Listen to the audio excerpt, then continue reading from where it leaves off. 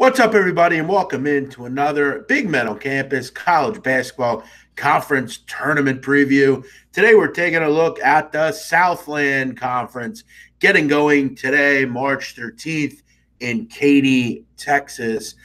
Make sure you check out all my conference tournament previews listed on my page. The Southland getting going, always an interesting conference. Obviously, we've seen over the years teams make runs, teams like New Orleans and A&M Corpus Christi and teams like that. But I think we're going to see a new team this year. Look at Stephen F. Austin. They're a team that always seem to make a run. But I think we're going to see a team that we kind of don't expect to make a run. This has been an interesting conference all year. It's really been a tale of two teams, and then you have kind of a sleeper.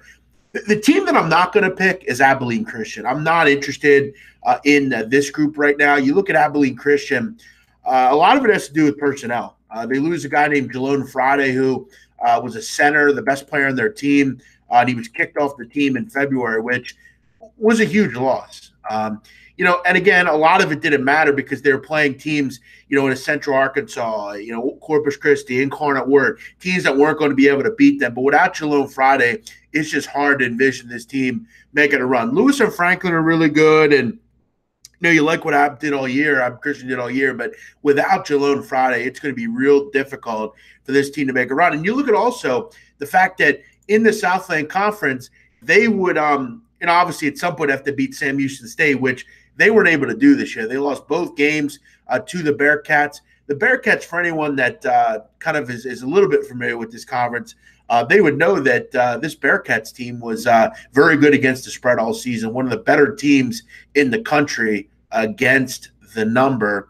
Sam Houston State going to be my pick to win this conference. You look at the Delaney brothers, just a terrific group. They really lead the conference in all the major categories. They're a team with a ton of talent. Jason Hooten did a terrific job down at Sam Houston State. And this is a guy that you'd have to figure is going to be in the market for another job pretty soon. He brought in a kid named Kai Mitchell who played some really good minutes in the JUCO level. This is a good basketball team. They won 10-plus Southland games over the last 5 out of 6 years. They've really done a great job. And this team is terrific offensively. They lost some starters last year and still were able to maintain just a sweeping performance all season, including, as I said, the two big wins over Abilene Christian. You look at all the season, just 2 losses in conference. They were absolutely fantastic. They were putting up tons of points. You look at, like I said, in conference, number 1 in offensive efficiency, number 3 in defensive efficiency, best 3-point shooting team, 78% from the line. Just a terrific team in finishing games. You have to love what they do.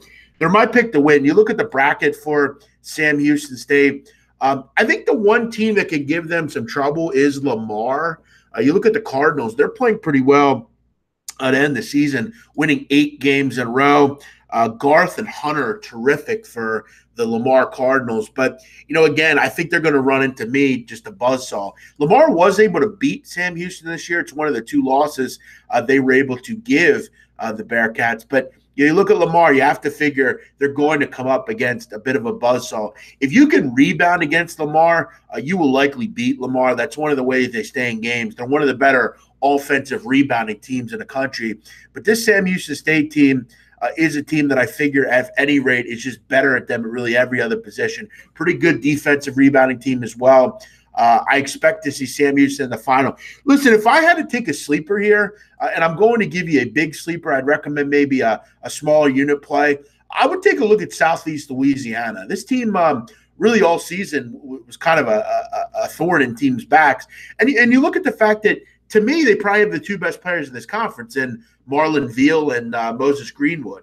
This is a terrific team with just 2 guys that can carry a basketball team.